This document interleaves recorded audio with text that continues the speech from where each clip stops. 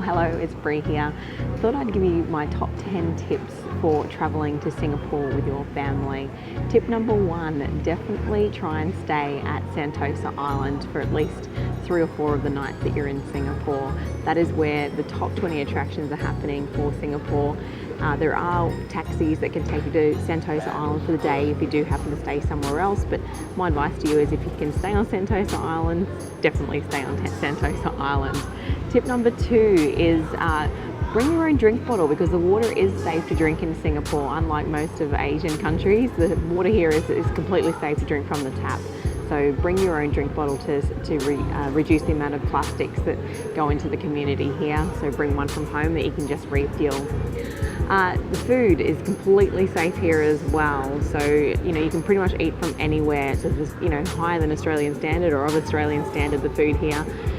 Definitely try a hawker hut though, or the hawker centres. It's pretty much like a food court, and it's where all the locals eat, and the food is fantastic and quite inexpensive as well. So definitely try out the hawker huts and the hawker centres, which are like food courts. Number 4 would bring your own umbrella or spray jacket, because it's very tropical here. So, 1 minute it's sunny and next thing there's some rain. So definitely bring an umbrella for those moments when the rain definitely comes at some point.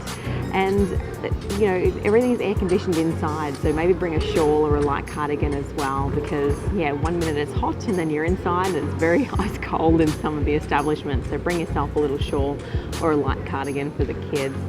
Number 6 would be taxis. Taxis are really cheap, so especially for a family, it's probably the easiest, most convenient way to get around, and door to door, much easier. But they sometimes take a little while to arrive when you book one.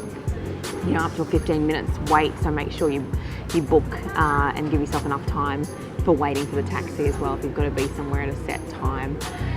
Now, number 7 would be its currency. Sometimes it's hard to find somewhere to exchange money, so make sure you exchange it the day before you require it, because the banks don't open until about 10:15 the next day. So if you need money early in the morning, make sure you've done the money thing the day before, because some money exchanges are a little bit more difficult to find. For some reason, we had trouble finding money exchanges sometimes. Number 8, it's very tropical here and very hot, so make sure you bring some sunscreen, your hats, your sunglasses, your swimmer shirts and things like that to wear for swimming and being outdoors. It's very tropical and very warm, so bring those things along with you.